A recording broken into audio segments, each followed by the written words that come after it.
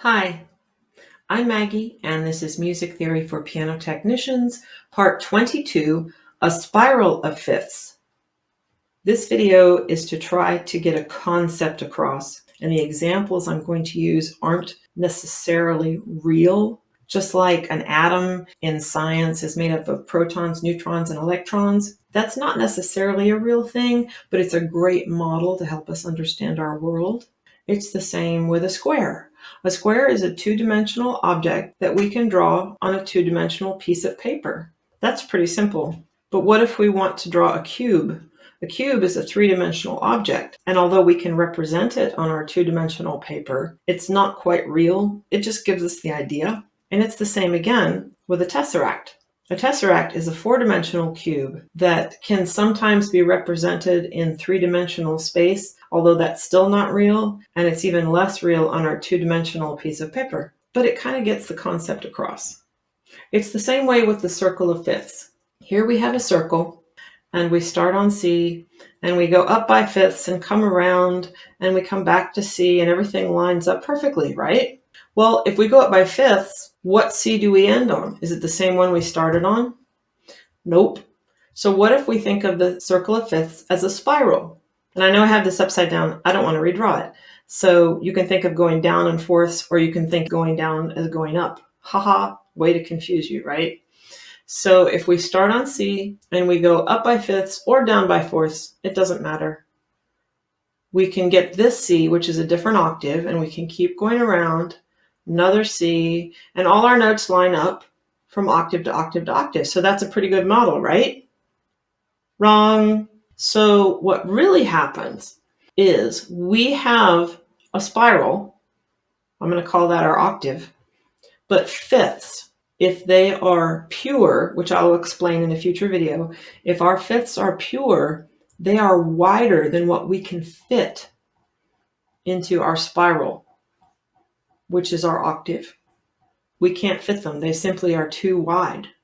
Why they are too wide, I'm going to explain in another video, but another visual that might help would be to look at all our intervals. If we imagine the harmonic series as a line, which it is not, and it just keeps going, and eventually we have all our notes, they have a certain distance between them. And if we try to curl that harmonic series around, we can't line them up. Our C's will not line up.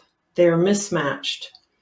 It's a little wider, once again, and that's what makes our fifths wide. This C to G is wide, this G to C here, this fourth is wide, this third is wide. What are they wide compared to? They're wide compared to what we need them to be to fit within our octave. So how do we fix that? Temperament, the slight modification of acoustically pure intervals in tuning a musical instrument, from Merriam-Webster. Oh boy. So temperament is how we fix that problem, and I'm going to be explaining that in a future video. And I'll explain more about what an acoustically pure interval is, so that will be coming. I would also like to point out now, even though I'm not going to cover this yet, I want to point out that temperament is not the same as inharmonicity.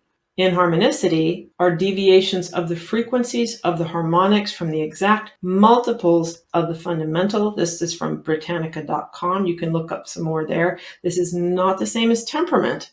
It is extremely important, but it's a different thing that we have to work with. And I'm going to also explain that, but not yet. One more thing Britannica.com says about inharmonicity, it continues, because of the inherent stiffness of piano strings, the overtones of the piano have slight inharmonicities. Indeed, the frequency of the 16th harmonic as played on the piano is about 1/2 step higher than the exact frequency of the harmonic. And when they say exact frequency, they mean a mathematical multiple of it. So I'm going to talk more about that later, but for the moment, just understand inharmonicity, although extremely important, and I will get to it, is not the same as temperament. I will be talking about temperament very soon.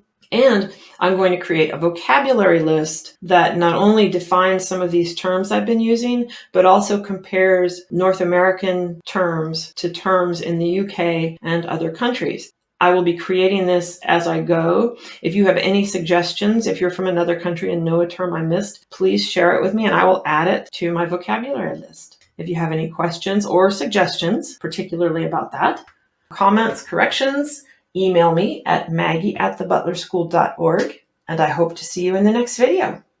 Bye.